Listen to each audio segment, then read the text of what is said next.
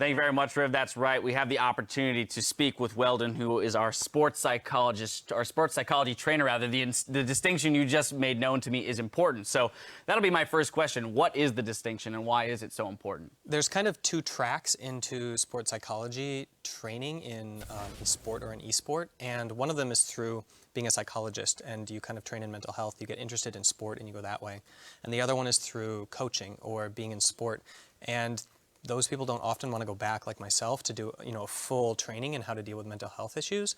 So, for example, in Finland, where I'm licensing, they'd have two separate tracks for sports psychology, and so I come from the sports side.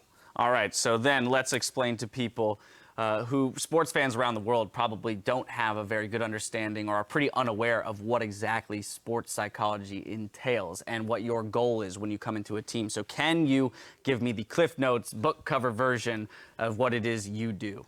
It's really quite simple. It's not very easy, but it's really simple. You just agree that there's pressure in any sort of performance, and we know that that doesn't ever really go away, whether you're a performer for 20 years or 10 years or 1 year, and just accepting that pressure and using it to drive your focus instead of unsettle your nerves in a way. All right, so given that, I contract you to work with my team. You show up day one at the house. What is the first thing you're looking for and first thing you're looking to implement with my team in order to get us on the right track? I do two things right away. I try to understand the motivational framework for each player, because you have different levels of ambition on any group, and they shouldn't be the same, and it's not necessarily going to. So trying to find out like what makes people tick then allows you to say like, well, if this is what you're motivated by, how much are you willing to sacrifice for it? Very interesting. Now, if we draw parallels between esports and traditional sports, I have to imagine, just based on the structure of esports, that there are some differences when it comes to your stance or your approach in working with these teams. Are there any major differences that you can outline between, say, football and esports, League of Legends specifically? I think the biggest difference is I have more freedom, because in sport, the coach is responsible for a lot of what sports psychology entails, and ideally the coach is the perfect position to have that kind of expertise.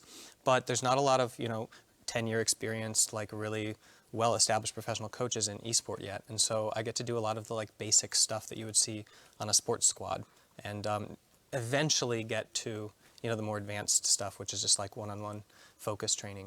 So given that you now have more freedom and there's less certainty in this arena, what would be, you would say, the biggest challenge for you so far in working in esports, or is there something else that's presented itself to you through your work that you see as being more difficult to overcome in esports versus something else? I think the biggest challenge is that there's more transnational athletics or athletes in esport, and so dealing with bilingual teams is so different than what I'm used to, which is dealing with a monolingual squad.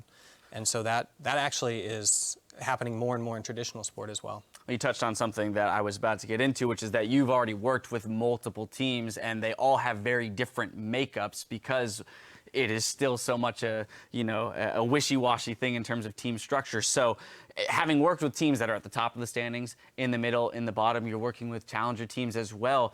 Is there necessarily could you say there's a prescribed way to go about this for you, that you come in and it's a similar formula each time? Or are you walking in and saying that given these different circumstances, I have to create and craft entirely different approaches to working with these teams? So I do definitely do a needs analysis when I go into each squad and see what are the biggest issues presenting, and it's been different, like you said, with every single unit. But I think that the tools that I use are quite similar.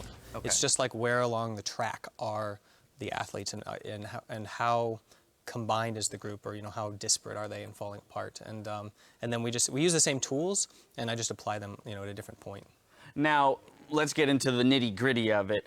You've worked with the team for a bit. You've established, you've fixed some areas and improved in others, this and that and whatnot.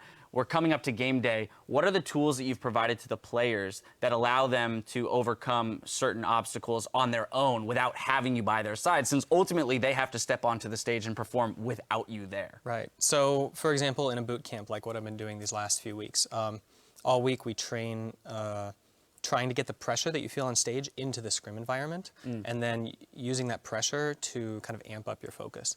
And then when it's game day, we try to do the same thing. We try to say, okay, now we're feeling the pressure. Now how do we turn that into focus and control your behavior without necessarily feeling super comfortable internally. All right, and then what about inspirations? Are there coaches that you've looked at through traditional sports and sports history that you see having implemented sports psychology, in a proper fashion in the past and having been successful that you try and emulate now, working with these younger organizations? Yeah, I really like Michael Gervais, who's the sports psychologist for the Seattle Seahawks and also Red Bull elite athletes. And he has a very similar approach to kind of what I do. And I also have the benefit of working with the Olympic swim coach in Finland. And he knows a lot about sports psychology and implements it in all his coaching and has helped me see how basically the coaching role can be one of mentorship and also one of mental training. All right. Well, I mean, that's a lot for us to take in. I'm sure that I could use some help with my solo queue play because God knows I tilt off the earth occasionally. So we'll talk about this after the interview. I want to thank you for your time, taking a moment to discuss with us what it is sports psychology and what a sports psychology trainer does for these teams. My pleasure. I know that you've worked with plenty of teams and they're performing. We've heard lots of words about you. Once well, again, like Robert Yip says on Immortals, it's 99% the player and 1% the coach. So the credit really goes to the guys. All right. Well, there you have it, ladies and gentlemen, from the man himself. Most of the credit goes to the players. We've got more league action coming your way. Next up, Renegades takes on Team Dignitas. Games continue here in just 3.5.